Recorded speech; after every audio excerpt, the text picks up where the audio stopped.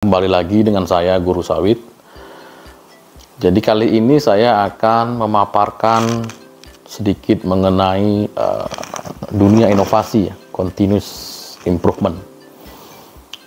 Di dalam zaman sekarang yang VUCA, serba tidak menentu, kebijakan bisa berubah-berubah, ekonomi bisa berubah, politik bisa berubah,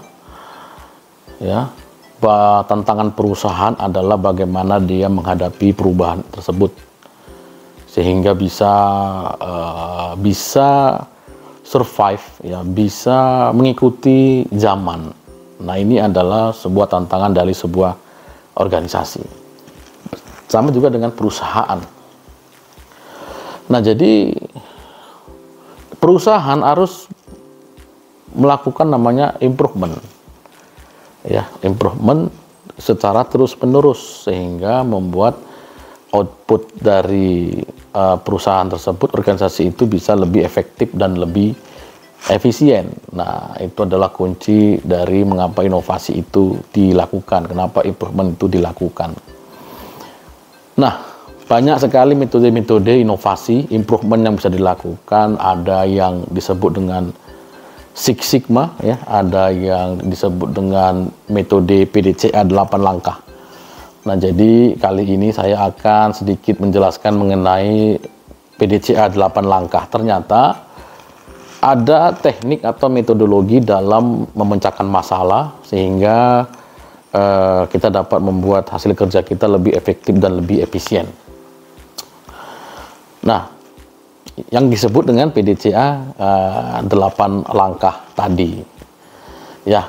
Nah, jadi di dalam PDCA 8 langkah ini kita akan dituntun bagaimana cara mengidentifikasi masalah sampai nanti menemukan solusinya dan sampai nanti mengimplementasikan solusinya dan mengevaluasi hasil dan membuat inovasi lainnya ataupun improvement lainnya. Itu adalah sedikit terkait dengan PDCA dan 8 langkah.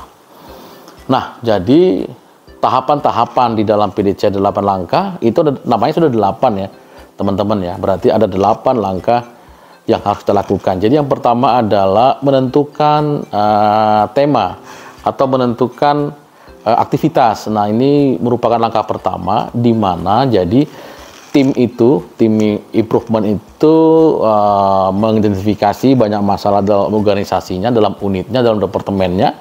Kemudian dari semua masalah itu mereka akan memilih mana yang menjadi prioritas yang mereka harus selesaikan. Sehingga nanti di dalam menentukan tema ini sudah mendapatkan masalah yang mau diambil dan sudah didapatkan temanya mau meningkatkan produksi kah, ataupun mau menurunkan biaya kah, atau mau kata kuncinya adalah ada kata kerja perubahan dari titik A ke titik B, meningkatkan, menurunkan, menambah, mengurangi. Nah, itu di langkah 1. Nah, kemudian di langkah 2 disebut setelah ada masalahnya, ada temanya, maka menentukan penyebabnya. Nah, ini penting Jadi kenapa masalah itu terjadi? Kenapa ada gap Jadi pengertian masalah adalah adanya gap antara kondisi ideal dengan kondisi aktual, standar dengan aktual sehingga jadi masalah. Kenapa itu bisa terjadi? Diidentifikasi, diuraikan. Apakah ada faktor manusia? Apakah ada faktor mesin? Apakah ada faktor material? Atau adakah faktor metodologi, atau ada faktor environment? Nah, ini yang menjadi diurai, mana yang paling dominan menyebabkan masalah itu terjadi.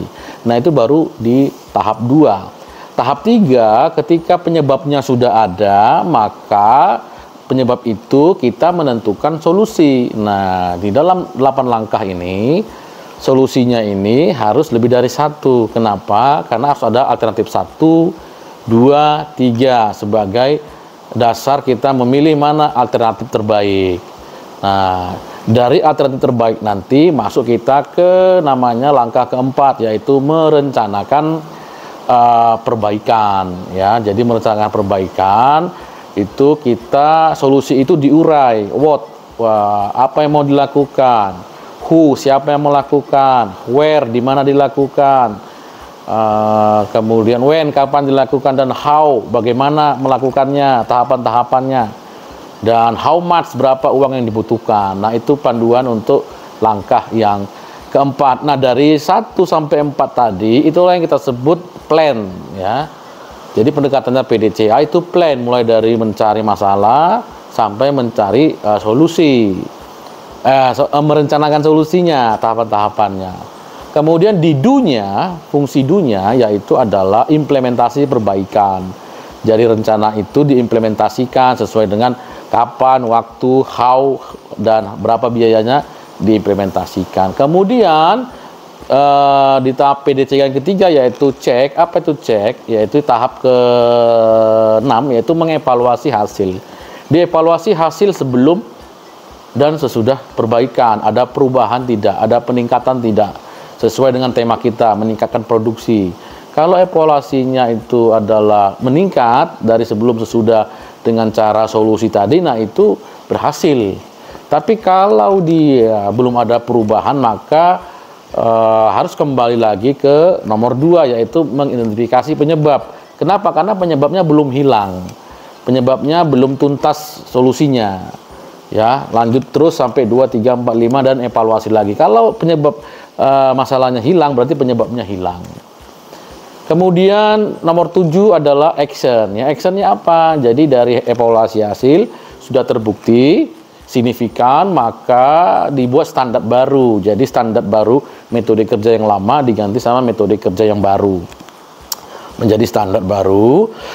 Dan standar ini nanti bisa diduplikasi ke unit-unit lainnya, sehingga improvement itu dari kondisi A ke kondisi B ada kondisi lebih baik, dan seterusnya seperti itu. Itulah metode improvement. Dan langkah 8, langkah terakhir adalah menentukan tema berikutnya. Jadi setelah satu masalah selesai, maka kita harus melangkah ke masalah yang lain, sehingga improvement itu terus-menerus dilakukan. Nah, itu adalah 8 langkah PDCA, pendekatan dalam 8 langkah memecahkan masalah, ya, dalam improvement. Cuman yang paling penting juga, yang tidak kalah penting, mohon maaf, jadi kesemuanya ini harus terukur, ya, harus ada datanya. Harus ada tools-toolsnya. Contoh bagaimana kita cara menentukan penyebab, maka kita bisa menggunakan fishbone diagram. Ya, yang inilah yang kita sebut dengan namanya adalah 7QC tools. Ya, ada tabel-tabel, ada grafik, ya, ada fishbone diagram, ada scatter diagram, ya, ada bagan kendali dan sebagainya. Itu dipakai sehingga terukur. Tidak kualitatif tapi kuantitatif, sehingga bisa kita lihat sebelum sesudah adanya perlakuan inovasi tadi atau perlakuan improvement.